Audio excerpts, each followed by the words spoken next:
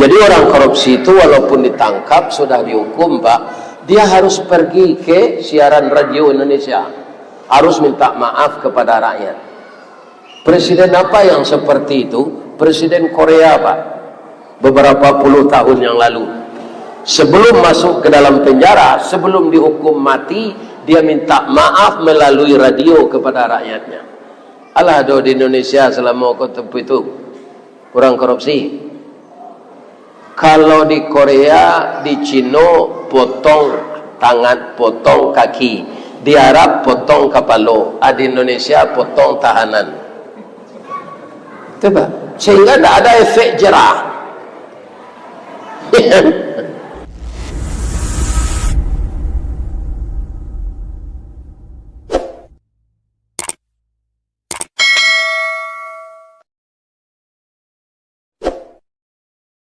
Ya kan?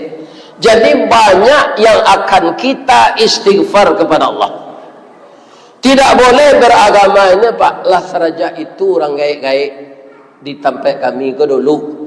Tidak ngamuh beragama kau kepada orang gaik-gaik. Ya kan? Kenapa? Ada orang tua-tua itu dulu yang tidak belajar. Dia mencontoh apa yang telah ada saja. Ilmu ini dinamis. Hadis-hadis yang belum bertemu 100 tahun dahulu, sekarang bertemu hadis itu. Karena bukunya banyak. Nah, maka yang muda-muda harus membaca. Kalau ada yang tua yang bertahan dengan pendapatnya itu, ndak yo kelamol itu orang mati le. Anan mudo-mudo nan batu itu kita kerajual. Sebab, Pak, kalau kita yang tua mengerjakan yang salah, sama dengan orang mandi di sumur pakai timba. Iya kan? Bagaimana? Setelah dia mandi, timba itu dipecahkan. Iya kan? Itu nan mudo ke mandi sudah tu. Nyoma lompek segala semua boleh. Tua Pak Ari, bangko masuk angka semua, orang banyak ke mandi, timbola Pak pecah aja. Nah, jadi orang yang tidak mau diatur itu walaupun usianya telah tua, itu sama orang gaik memecah timbo. Ini bapak-bapak. Ya kan? Jadi kaum muslimin, bapak-bapak dan ibu-ibu, para jemaah, amil itu harus mempunyai ilmu. Ya kan? Kalau banyak jatah amil dari fakir miskin, Pak, itu tidak betul itu pembagiannya. Amil itu boleh dapat sepembagian itu, tidak ada istimewanya. Semua orang korban, dan satu korban nampak kuponnya, dan tak berkorban itu daging-daging minyak-minyak saja dia setengah kilo, dan satu berkorban 3 kilo. Recak sadar dia sejauh itu dia di rumah, tidak usah melalui panitia. Nya makan sebatigo jo anaknya, melaki rewaji nang ketibo ndak bidr. Ndak boleh abak kata awak atau bapak-bapak agama kau. Harus menurut aturan Allah dan Rasul. Kalau sudah bertahun-tahun yang salah itu disampaikan orang ndak mau berubah. Iya kan? Ini akan berbahaya ketika roh akan dicabut oleh malaikat maut. Dia akan dibayi di akhirat nanti. Ya kan? Dengan apa? Begitu jugalah orang-orang korupsi, Pak. Jadi orang korupsi itu walaupun ditangkap sudah dihukum, Pak, dia harus pergi ke siaran radio Indonesia, harus minta maaf kepada rakyat. Presiden apa yang seperti itu? Presiden Korea, Pak, beberapa puluh tahun yang lalu, sebelum masuk ke dalam penjara, sebelum dihukum mati, dia minta maaf melalui radio kepada rakyatnya. Alah, do di Indonesia selama waktu itu kurang korupsi. Kalau di Korea, di Cina potong tangan, potong kaki, di Arab potong kepala, di Indonesia potong tahanan. Coba, sehingga tidak ada efek jerah. Ya kan? Kalau orang tertangkap berzina, didenda saja 10 sak semen. Sebenarnya orang tertangkap berzina itu harus didera, dibenamkan dia sebatas pinggang, kemudian dipukuli badannya. Kalau yang berzina itu orang telah berkeluarga, itu dikubur sehingga leher kepalanya dilempar semua. Begitu beratnya, ya kan? Jadi ada efek jera kalau hukum ini dijalankan menurut aturan Allah Subhanahu wa taala. Ya kan? Jadi bapak-bapak berhati-hatilah yang diamanahi menjadi petugas amil, pengumpul infak, kemudian membagikan, mendistribusikan, ya kan? Kalau kepala desa ini ada enggak RT RW? Ada. Untuk itu tugas amil, bukan RT yang membayarkan zakat fitrah itu. Ya, RT boleh melaporkan berapa orang miskin di RT-nya. Ya kan? Di Padang pun ada terjadi, Pak. RT membayar, nanya lagi pemilihnya saya orang miskin lain tak. Tunjuk karate Pak di malaikat nanti. Di manusia yang tak nampak, di Allah jo malaikat nampaknya catat. Apa letak lalak saya dikira juga Pak bayi. Sedang di dunia tu saya banyak orang tak mau membayar hutang lah ya, aduh pitih tu Pak apa bayar tak mau. Di akhirat nanti kita tak membawa pitih, ya kan? Jadi jangan menjadi orang zalim di dunia ini, zalim dengan kekuasaan, zalim dengan pangkat, zalim dengan harta, jangan. Karena hidup ini akan berakhir dengan kematian. Nah ini bapak-bapak ini. Kalau ada terlanjur seperti itu, saya tidak menuduh ini, wasari'u, segeralah minta ampun, karena kita tidak tahu kapan kita akan meninggal. Kalau kita sudah meninggal bapak ibu, tabuh di gua tigo badan baganju balik pulang katampe asa mulo jadi surui ke tanah nan sabingkah. Badarun ayat pemandian balasi bunyi cabiak kapan dikocong di kabek limo langkok si tanggi ayat bungo bararak badan ke surau tibo di surau dibujuakan mair yang salat ampe takbir sudah tu menuju ke pusaro iyo ke pandam pekuburan tagolek di liang lahat tanah sabingkah bapa kalang mair yang madok kabilat di bateh papan nan sahalai badoroh tanah penimbunan tatagak mejan nanduo menyalo siput yang hitam kubu tatimbun orang pai. Ya itu orang meninggal. Nah, untuk bapak-bapak yang tidak mengerti bahasa saya itu akan saya terjemahkan. Kalau dulu Pak di Sumatera ini, ya kan, kalau ada orang meninggal bukan diumumkan dengan pengeras suara, tapi dipukul beduk. Pukulannya spesial pula. Kalau beduk itu berbunyi kayak gitu, apa kata masyarakat? Siapa yang meninggal nih? Setelah orang meninggal itu bagaimana lagi Pak? Dimandikan. Sudah itu dikapani. Sudah dikapani, disalatkan. Sudah disalatkan, dibawa ke kubur, dimasukkan ke dalam tanah. Nah, tapi bahasa Minangnya yang saya baca tadi, ketika kita masuk tanah, yang mengiringi kita tiga tadi. Pertama, ahluhu, keluarga kita. Yang kedua, maluhu, harta kita. Kalau ada mobil dibawa orang Pak ke kuburan itu, untuk orang yang pergi mengantar mayat. Mayat tidak naik mobilnya itu lagi, naik ambulan. Nah. Kemudian setelah dikuburkan, fayarji'u isnani, kembali pulang dua. Yang kembali itu apa? Ahluhu, keluarganya. Sesudah itu apa lagi? Maluhu, hartanya. Mayat itu kan di atas, apa itu dikasih juga kasur kan. Tapi ada enggak Bapak lihat selama ini kasur itu dikuburkan bersama mayat? Tidak Pak, kasur yang sudah basah itu dibawa pulang lagi.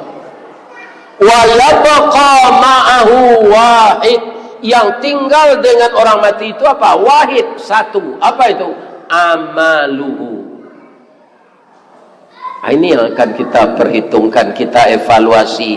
Sudah seberapa banyak amal yang akan kita bawa mati. Mati itu di mana berkubur itu tidak perlu dipikirkan, Pak. Mau orang yang hidup menguburkan di atas bukit, maupun di tanah yang datar, atau dimasukkannya ke laut, dikasih batu, kemudian dia sudah berat. Kalau dia mati di kapal, ya kan, diberi yang berat-berat, masuk saja ke dalam laut. Di mana kubur itu tidak perlu. Yang penting apa amal yang akan dibawa ke kubur. Bu, ibu dengan bapak menikah dulu saling mencintai enggak? Iya, saya begitu juga. Iya kan? Saya begitu juga. Kalau enggak saling mencintai, enggak jadi. Yang menimbulkan rasa cinta itu siapa? Siapa, Pak? Jawablah Pak Jangan yang saya cayuh tu ambo kemari. Ambo tanya apa itu? Saya jawab apa aniang saya. Yang menimbulkan rasa cinta itu siapa? Allah. Jadi bapak jangan menyebut menyesal. Bapak kesal kepada istri, menyesal dan kawinnya kau. Berarti kita menyesali keputusan Allah. Yang menjodohkan kita itu Allah. Jadi tidak ada istilah menyesal. Tapi secinta-cinta laki-laki kepada bininya, begitu bininya meninggal, dikuburkan, ada tidak laki-laki dipikirnya pondok kecil dekat kubur itu, nyonyem bininya kok gak setahun sinan ledo? Tidak ada, Pak. Setelah dikubur dia pulang. Apa yang dia beli? Selang air. Dibelinya selang air, ya kan, kuburannya tidak jauh dari rumah, itu disambungkan dengan kamar mandi. Setiap pagi dia siram kubur istrinya itu. Sudah setahun tetap dia siram. Apa kata tetangga? Bapak ini sangat cinta sekali kepada istrinya. Sudah setahun masih disiram kuburan. Orang tak tahu, Pak, kiranya dia ada janji dengan istrinya. Kalau adinda meninggal, kapan saya boleh mencari gantinya? Kalau sudah tumbuh rumput agak sejengkal di kubur ini dah. Atau konyo siram taruh nak capek rumput ko tinggi. Boleh apa bininya leh. Jadi ibu jangan percaya nak ke suami ibu ko. Kalau ibu lah mati nak kalamo donyo bini balik. Ibu itu dalam kubur. Ini. Jadi yang patut kita rindukan, apakah kita lupa bertobat? Setelah kita lupa, kita ingat, bertobatlah. Orang yang telah tobat tidak membuat dosa itu lagi, itu termasuk orang takwa. Tidak ada tempatnya kecuali surga. Nah, kemudian kita kaji pula sedikit, Pak. Ciri-ciri orang takwa itu apa? Pernah ada namanya Ubay bin Ka'ab bertanya kepada Khalifah Umar bin Khattab, ya Khalifah Umar, ya Ka'ab, Ubay Ka'ab, saya mau tanya ini, engkau kan orang yang paling lama bergaul dengan Rasulullah, sampai sekarang secara sempurna saya belum tahu apa itu takwa. Bukan dijawab oleh Umar dengan jawaban yang apa, tapi disuruh berfikir pula Ubay ini. Ubay, ya Khalifah, pernahkah saudara berjalan di dalam onak dan duri? Pernah. Apakah Anda punya alas kaki? Tidak. Tidak ada alas kaki? Tidak. Yang Anda tempuh itu onak dan duri saja. Anda tidak punya alas kaki. Apakah kaki Anda tersandung oleh duri itu? Alhamdulillah tidak, Khalifah. Tak ada karena kaki saya oleh duri itu. Ubay, pertanyaan kamu tadi sudah terjawab. Definisi takwa itu, orang itu berhati-hati dalam hidup agar dia tidak terjerumus ke dalam dosa. Berhati-hati agar dia isi hidupnya itu dengan yang baik-baik saja. Itu orang takwa itu. Ciri-cirinya. Iya kan? Bukan takut artinya takwa itu. Takut dalam bahasa Arab khauf. Iya kan? Itu arti takut di dalam bahasa Indonesia itu, bahasa Arabnya khauf. Kalau takwa itu berhati-hati memelihara diri agar tidak terjumus ke dalam dosa. Kemudian apa ciri yang lain? Allazina yunfiquna fis sarra'i wad dharra. Orang yang mengaku bertakwa itu dia selalu berinfak ketika hidupnya lapang dan tetap juga berinfak di waktu hidupnya miskin. Sekarang saya lihat Pak, saya sudah bertahun-tahun semenjak masuk AP ini, rasanya Kabupaten Kuantan Sengingi ini sudah saya tempuh ngaji semuanya. Ada Gunung Toar namanya, di sana tidak ada gunung. Ada desa pantai, di sana tidak ada pantai. Jadi banyaknya nama negari ke Pak, tidak sesuai je namanya. Namanya sih kok desa pantai, tidak ada pantai, tidak ada lawi. Gunung Toar, tidak ada gunung. Muara Lembu kok Jawi ke Pak? Ya, anda ada sini. Begitu juga, apalah artinya sebuah nama. Tapi kalau saya diberi orang buah-buahan di desa pantai itu, namanya matoa. Dikatakan oleh orang, kalau Ustadz Kuba Cie itu adonan raso durian, Kuba Cie adonan raso rambutan. Artinya itu. Berapa kayanya Allah itu? Ya kan? Tadi saya lihat sudah jalan kota infak kan? Itu sesuai itu, allazina yunfiquna fis sarra'i wad dharra. Sekarang karena yang banyak di sini sawit. Sebab dulu ketika sawit murah, banyak jamaah ini kami dapat cobaan siko Ustaz. Itu di Muara Lembu modanga keluan tu. Itu sawit murah, pupuk maha, racun maha. Akhirnya tidak ada orang melapor itu. Pada tak timbul sawit ko maha. Nya memang itu manusia ko Pak. Kalau nya dapat musibah nya sabui kawan. Kalau kadang labonya nya aniang saya. Sekarang mahal sawit atau murah? Alhamdulillah. Karena begitu, ada enggak kotak yang jalan tadi yang tidak ikut mengisinya? Menunjuk? Ada enggak? Orang takwa itu biar dia sempit, biar dia lapang, tetap berinfak sesuai dengan kemampuannya. Sebab infak beda dengan sedekah. Sedekah tidak ada awak pitih awak tetap bersedekah. Apa itu? Berapa kali ibu senyum semenjak pagi sampai sekarang? Itu sedekah. Allah, Nabi yang mengatakan, tabassumuka fi wajhi akhika lakas sadaqah. Kalau engkau tersenyum melihat wajah saudaramu, itu sedekah. Jadi kalau kita kikir bersedekah dengan uang, galak siapa banyak. Tapi kalau kotak yang jalan itu tuh bukan sedekah Pak, infak. Jangan galak ke kotak tu ndak isinya. Nampak kotak tu lalu di muka ndak isinya Pak. Karu saku ambil piti nama nanalun abe ku agian ke muka. Tu mengicu awak namanya. Karena orang takwa itu selalu berinfak biar dia sempit walaupun lapang. Yang kedua apa? Wal kaziminal ghaiza. Orang yang sanggup mengendalikan marah. Bu, boleh enggak saya berpantun? Di mana letak jalan kagugut? Dake pasar padang luar, sungai tanang je bukit tinggi, tasabui jo ayatnya nyanyi.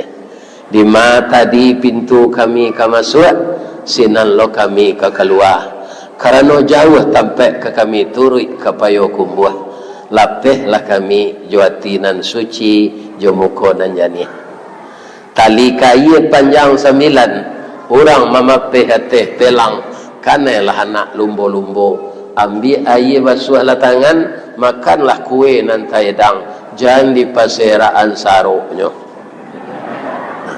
Mudah-mudahan bapak-bapak, ibu-ibu sehat walafiat bisa puasa Ramadan tahun ini.